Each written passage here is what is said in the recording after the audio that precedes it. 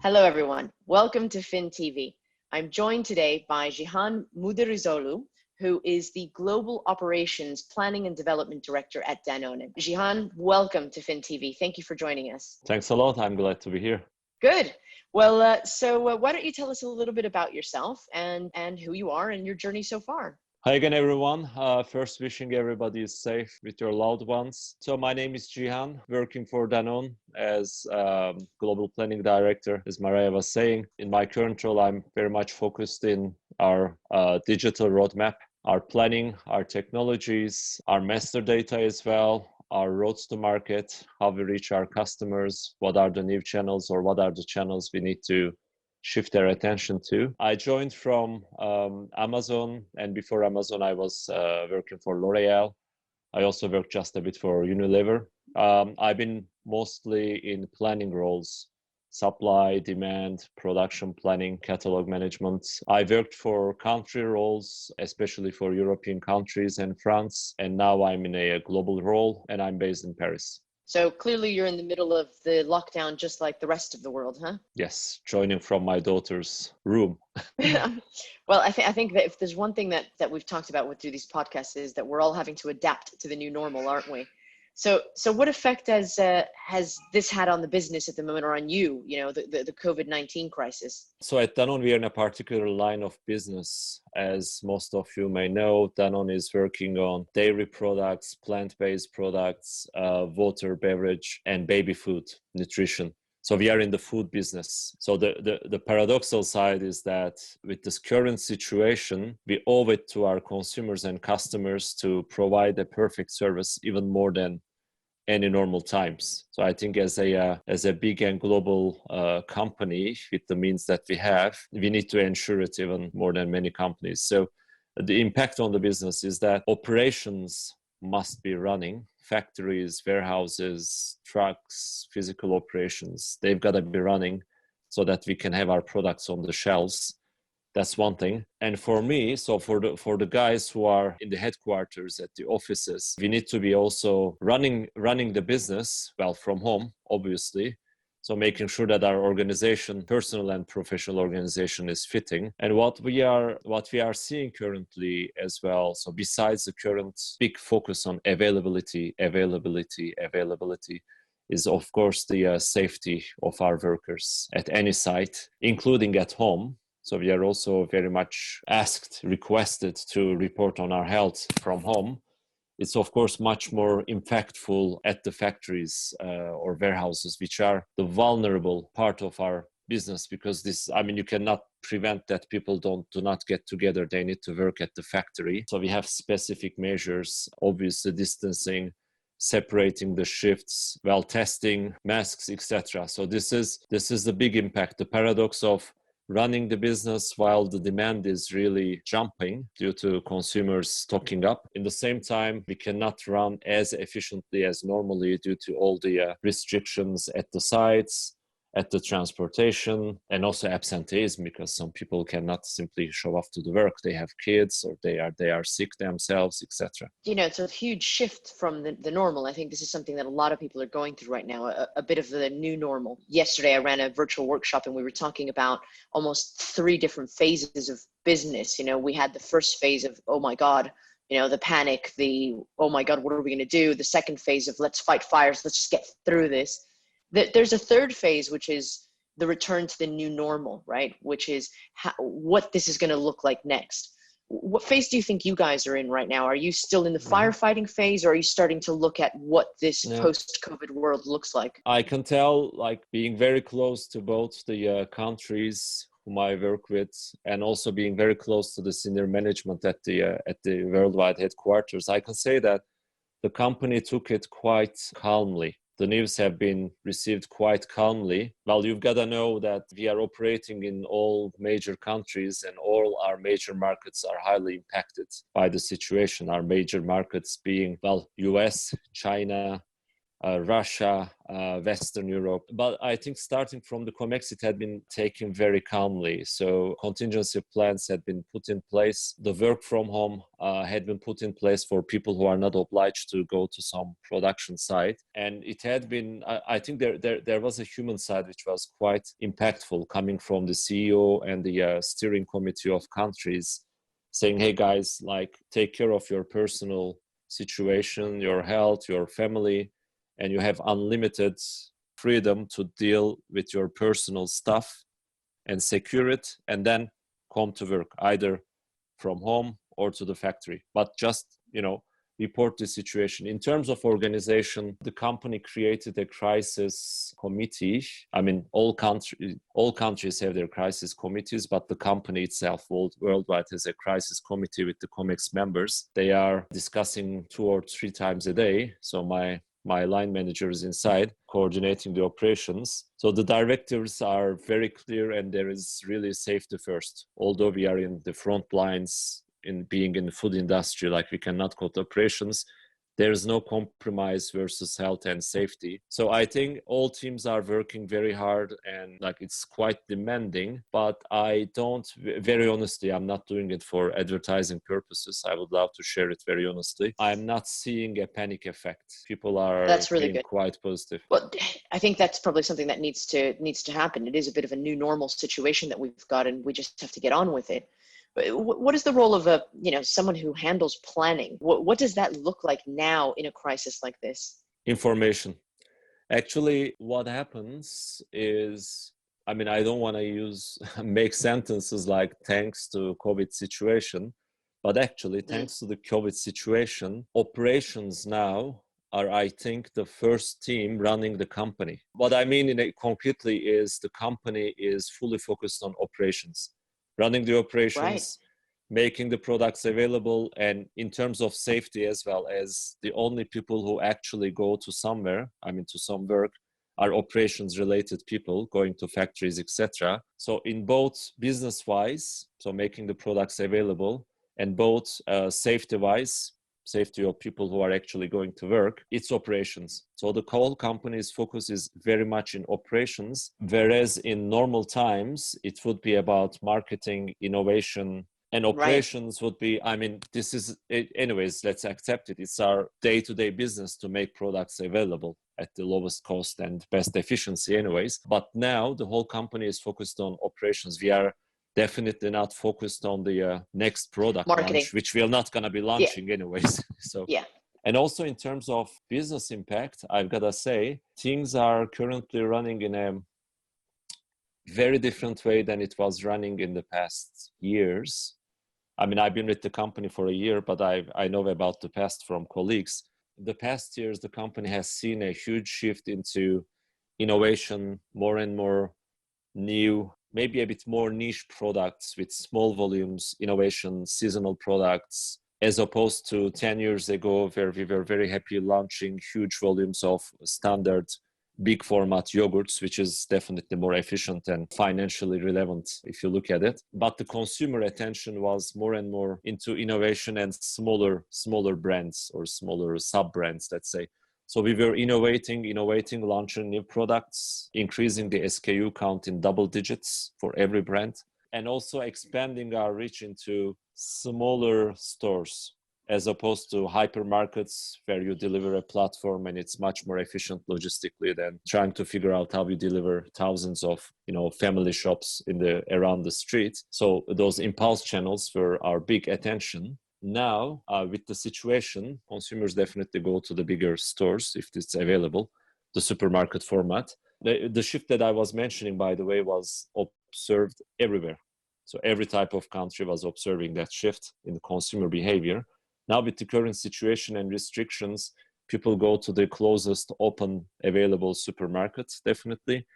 And very honestly, consumers are not now keen on discovering the new launch. They just try to fill the easiest format. If they get a brand that they know, it's even better. So it's a bit of a, temporary shift to where it was 10 years ago in terms of physical stores. Well, thanks to COVID as well, we see the importance of e-commerce. I think I will make Yeah. a chapter out of it in later stages. It makes us shift our attention. But it's a good challenge because our slogan is serving our consumers anytime, anywhere. So now they want to be, or they need to be, they don't have a choice, much of a choice. They need to be served in more of a supermarket formats in regular products, and we focus on that.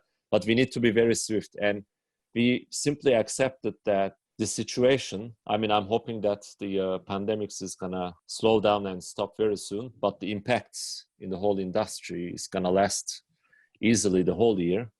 And this is repeated within the organization, that the guys like, again, hopefully pandemic's health risk is gonna be away, but its impact is gonna be with us.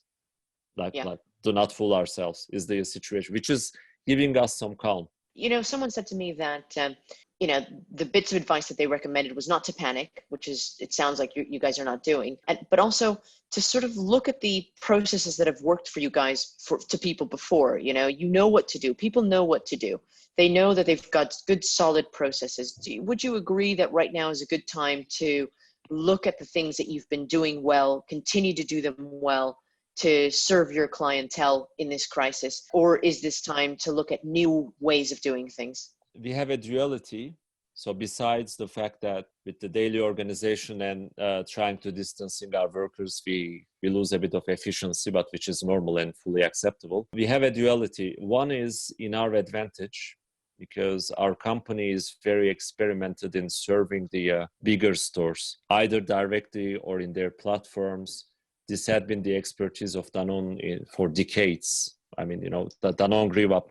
Our biggest customer is Walmart. It's not a secret, so I can tell it, I guess. I mean, no wonder that the world's biggest retailer is our biggest customer. So we know how to serve those guys, at least in normal circumstances. We know less how to serve very small format stores. And today's attention is back to the bigger stores. So it's a bit of a playing in our advantage in short term.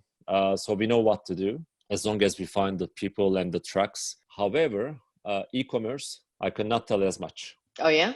Especially coming from Amazon. So basically our biggest pure player e-commerce customer, I think there is things to do. Okay, well, that's interesting. You already knew this. I mean, everybody knew this, that there was a very big shift in the way that people bought things in terms of mass customization versus, I guess, personalized products versus mass manufacturing, etc. Do you think e-commerce is going to play a much bigger role in the future than it has been so far?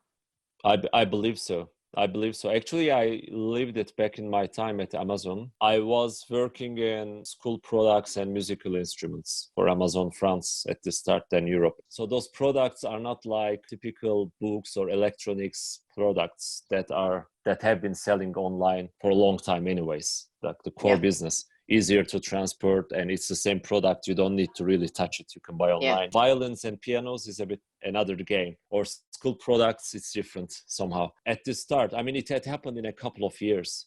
At the start, even the customers, they were saying like, come on, like, okay, Amazon, we know who you are, but come on, what are you? And it had changed. Like I've seen it in just a couple of years in France, which is not the biggest Amazon market, and which wasn't. Some people also were thinking that fashion would not work online. Well, they deeply regretted it, I guess. Yeah. I make my story, I have some presentations with some guy saying, hey, fashion will never work online. And next to him, I put the guy who says, what is this smartphone thing? It will never work, from when iPhone was launching. So food is a bit like this, in my opinion, online. Many people are saying, like, who's going to buy food online? Well, everything can be sold online, and you wouldn't imagine the products that we were selling. I mean, we were selling 3,000 euro saxophones, not many of them, online. So yes, we can sell yogurts, I believe, deeply. I'm sure. And the food, and it's my personal take, and I'm a bit biased after 5 years at Amazon and 15 years as a customer, but I'm not saying this. We just need to Google it, that the food e-commerce is expected to triple by 2023. Food and beverage. To, they say, $300 billion US. And they say, that is before Corona. Well, I was just going to say that now with coronavirus, I think probably that's going to change things even more so, maybe expedite it. Yeah, McKinsey, I believe, says Corona's structural uplift, so after Corona, would stand somewhere between plus 300 to 600 basis points on top of the growth that I was mentioning already. Because some people, I guess, are going to get used to e-commerce, whereas they were not buying food or anything else online. There is also the aspect that this is the biggest search engine. This is where the consumers are looking for products, although they can then go to their supermarkets around the street. This is what we try to grasp, and we cannot valorize it quickly either. I mean, we know if we ask Google says that Amazon is twice bigger than Google as a product search engine in the United States. So you better be available at Amazon in that example of United States. But if you are running the day-to-day operations, and this is the challenge, and this would be also, if I may recommend to my colleagues here, if you look only to what it represents today, especially if you are in sectors like food, which is relatively small on e-commerce, but which is the fastest growing e-commerce sector in the world, but which is still small. In our case, we're not, I mean, except some categories, we are talking about 2%, 3% of businesses, even in big markets. If you are in the United States, for example, you can always say, yes, Amazon, United States, like, yes, I know about Amazon, all right. But compared to my other customer, Walmart, it's nothing. If I am to manage, without the Corona situation, let's say, if I am to manage my day-to-day operations and P&L for this year or for this quarter, well, Amazon or not, it remains a very small customer. And that's the trap. I mean, if you only look into the net sales generated by it, that's a trap. It is small, and that's small. But now we are realizing in our company, with our studies in my division, which is the dairy and plant-based division, so yogurts and plant-based products, coffee creamers in the US, etc. We realized that in our division, the biggest growth driver of the year is going to be e-commerce. So again, it's not going to represent a huge chunk of the business compared to physical retail, but while going to, 5% of the business, I'm rounding up numbers to make them a bit more confidential. We expect it to drive the biggest growth in the markets where it's developed, such as North America or Europe. So now that is on the radar of everyone. Well, especially if you're talking about tripling it, over the next 3 years, and that is before really the COVID effect. The COVID effect will have an impact on those numbers. Do you think that most supply chain professionals are ready for the e-commerce evolution or the e-commerce revolution? No. A big no. I believe it's a big no. Obviously, it depends on the sectors. If we are talking about people who are selling computers or books or electronics, yes, I mean, it's been with them. They're ready. For the past 2 decades, they are more than ready, or they are bankrupt because there are no third option. Yeah. But if we are talking about sectors like food or fashion or a bit trickier products to deliver online, we are not really ready, I would say, because again, we are not seeing and it's hard to see the full picture. If you only, again, look into the net sales directly generated by some pure players, it's small. We have a hard time seeing the net sales generated by retailers who also have brick and mortar stores like Walmart, but they also have Walmart.com. But it's a bit of a hard game to see what is the share of .com versus the physical stores. So we kind of forget it. And also in focusing on the operations, it's quite painful in terms of delivery. I mean, this is the most demanding type of customer in terms of that should be compliant. I mean, you need to pack it this way. You need to take this kind of delivery slot and you have like a 30-minute slot to deliver. You shouldn't be late, otherwise I will reject your truck, but I can be late because I have an issue in my warehouse, etc. It is painful. And if you take only the physical distribution costs with the units who are definitely not full pallets, etc., depending on the products, and if we only look our logistics costs, I mean, they are high. But if we look into the whole picture, like we are available online, and this is, Walmart.com or Amazon.com, whatever, that is visited by millions of people. So there is an impact of people recognize our brand so they can go to the family store around the corner and buy them. Yeah. That we cannot see, and we don't see as well other costs that we are saving. There is a difference between delivering just a couple of platforms in the case of a big retailers or big online retailer e-commerce platforms. There's just a couple of platforms, some dozen maybe, versus delivering thousands of places. There's also a difference having an army of salesmen going to the stores, sometimes really taking care of them, versus automating stuff and not employing salespeople, not employing a lot of operations people, etc. So Yeah. that's a bit of a trick. We don't see the whole picture, in which way we are not ready. And in terms of getting the right assortment, we are not ready either. I think we don't have the mindset of let's try everything online. We have still the reflexes of let's put a number of references. Personally, I would say let's push everything. Because a country the size of UK, you put one unit at Amazon UK or Ocado, and it's available for 24 hours delivery in UK. I mean, outside the COVID situation, obviously. So like put 2 units, let them go obsolete. Come on, I'm not going to be politically correct. It doesn't have a marginal cost, but you can test. I was mentioning the whole innovation pace they have. Here we have the information. We would have the information of the real consumer behavior without any speculation of I'm pushing pallets to hypermarket chains which are not going to sell maybe, but I just do sell-in and I'm disconnected from the sellout. So there are huge benefits. But as opposed to some of the food sector, there are, in my opinion, guys who are not in electronics, but who are in FMCG and who are brilliant. Procter & Gamble, if I may do some advertising. I haven't been working for them, but these are among Amazon's biggest. Yeah, they do well. Yeah. They figured out, and they have all the subscriptions plans.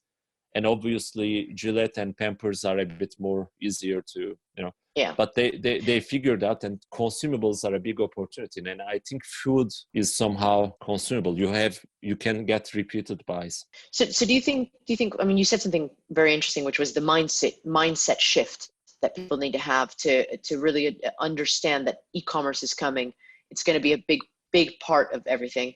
One of the things that I've been hearing is that the COVID-19 virus is offering people, or offering companies the sort of unintended benefits, opportunities, such as to perhaps maybe reconfigure business models, look at business models that are more sustainable, perhaps maybe look at business models that would be more friendly to e-commerce. Do you think that this is one of the unintended consequences of the virus? Absolutely. It's a bit of a story of, crisis. I mean, I would obviously wish not having crises like this, but crises are prone to innovation. It's the reality of business, is the reality of personal lives that makes the decisions faster. Yeah. As in the example of e-commerce for us, or as in the example of our focus back to the bigger chains, brick and mortar chains, for our consumers. So yes, definitely. And so do you think that this will mean a restructuring of teams, of the way that you organize your business, the way that you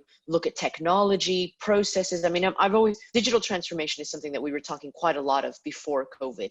We're also starting to have this conversation now. Do you think that during the COVID crisis or post-COVID, we'll have a real opportunity to really get digital transformation right? Absolutely. I think that's the major example, and that's a trap as well. I will come to the trap piece. The opportunity is, we realize, if we haven't realized for real, we realize how important it is to master what's going on, to be aware. And being aware is numbers, in my opinion. Yeah. We cannot emotionally be aware of something. It doesn't work in operations. We are not, with all the respect to poets and writers, we are not. It's not our job, right? We need numbers. We need figures. We need to figure out what's going on. And we need to manage complexity, which is, with or without COVID, is usually beyond our calculation speed of our brains. So those things, we always say it, and people who are closer to operations or who work in operations, we have no doubt about the importance of this, and the importance and the mindset that digital is not having a fancy user interface and fancy applications. This is about mastering the information and taking decisions and focusing on the right spots. For us, it was more obvious. I mean, us being operations related people because we are in it. For business, it may have been less obvious. Right. Maybe more for some aspects because marketing people are also very much number oriented. They must be, but not for all of us. Now it raises, it removes all the doubts.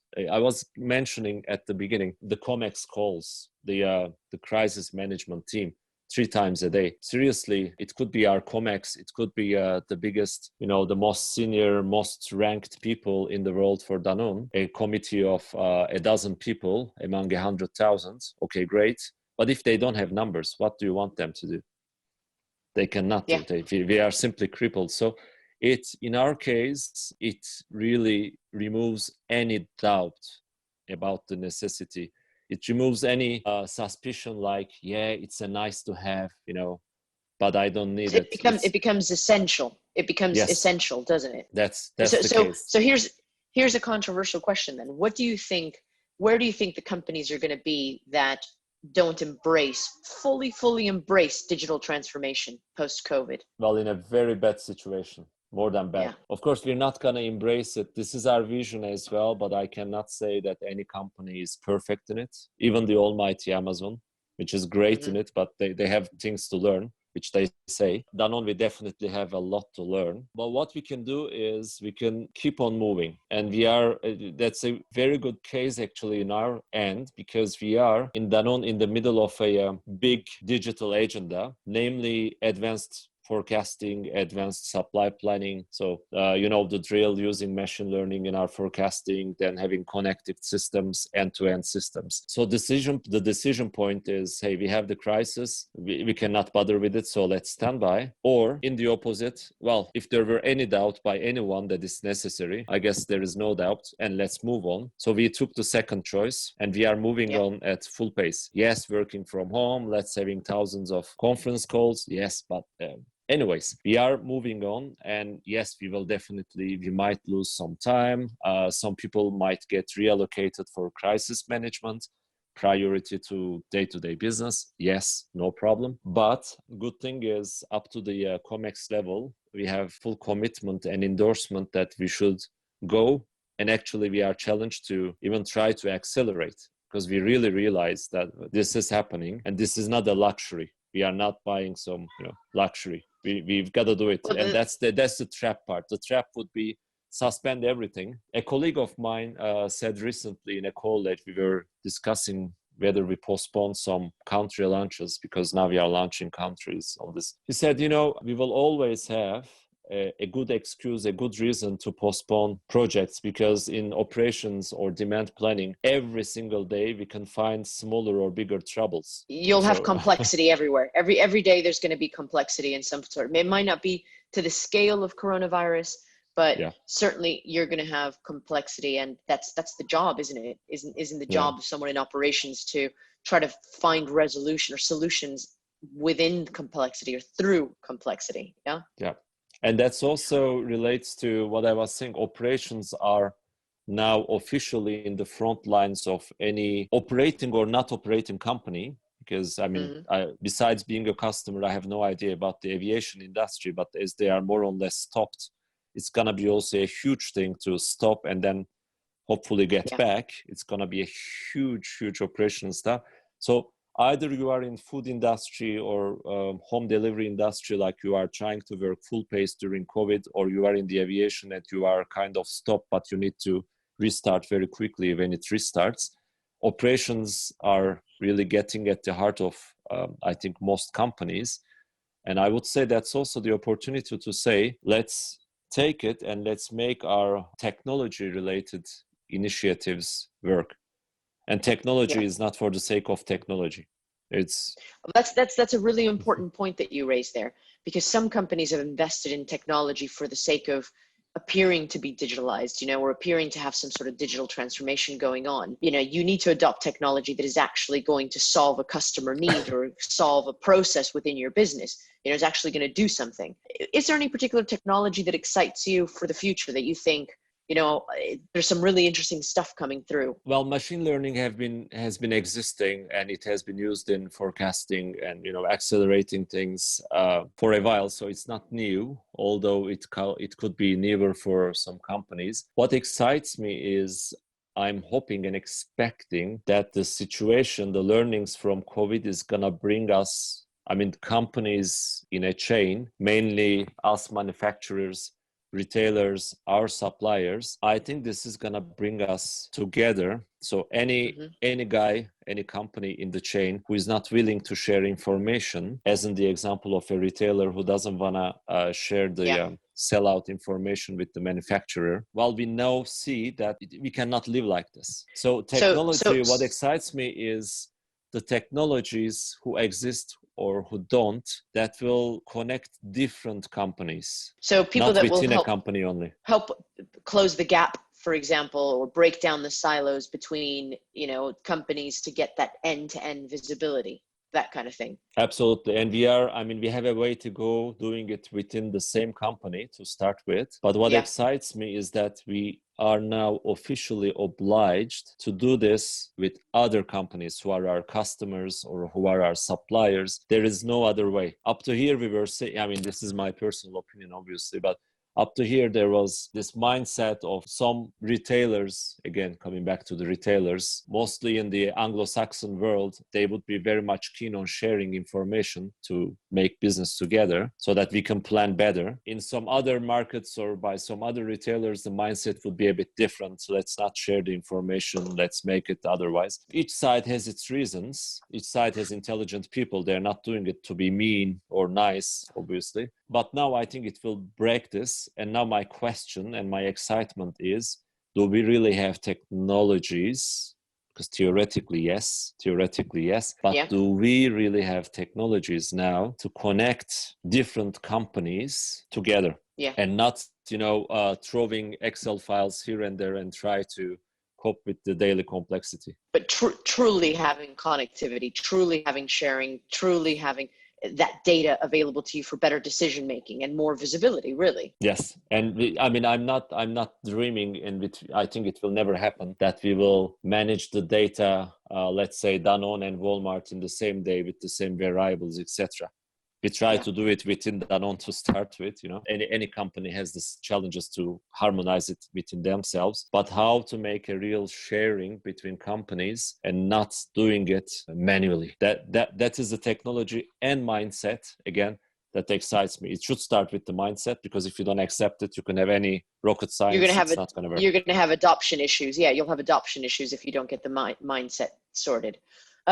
Just briefly before we go, what pieces of advice or tips that you would have for professionals in the supply chain and the planning field to talk about, to give them for the next couple of months whilst we get through this post-COVID, we get through COVID, actually? If I may, I know it's hard. I know that the daily business needs to be managed, and there is no compromise about it, but I would really recommend not to stop this longer term views, longer term projects, and not only to look the current situation. Coming back to, again, my examples of advanced planning, or my example of the e-commerce channel, which in our case is getting bigger, but is by itself not huge currently. So I would really recommend trying to have in mind this longer term vision. And I would also recommend, as always, to see what is the benefit of doing this in our P&L. Let it be technology, let it be new channel. We are operations, and it's always quite difficult to see the direct link with P&L, but I think our mindset would be, okay, our customer service is better, meaning our net sales are going to increase thanks to that, or lost sales are going to decrease. It was a bit of a simplistic example, but that's really the piece of advice that I would really like to give. Do not stop projects. You can kind of, lose a bit of a speed, give new deadlines, etc. But if you have the power to do so, do not stop, and try not to remove people who are working on projects and put them elsewhere.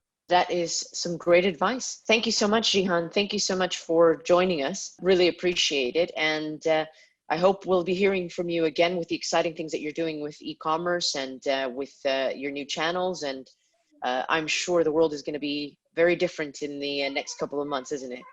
Yeah, hopefully in a positive way after all this I'm craziness sure. is over. I'm wishing Yeah, good health to everyone. same to Well, you. thanks a lot for having me as well. It's been a pleasure. My pleasure. And for those of you watching, we hope to see you again on FinTV. Thank you very much.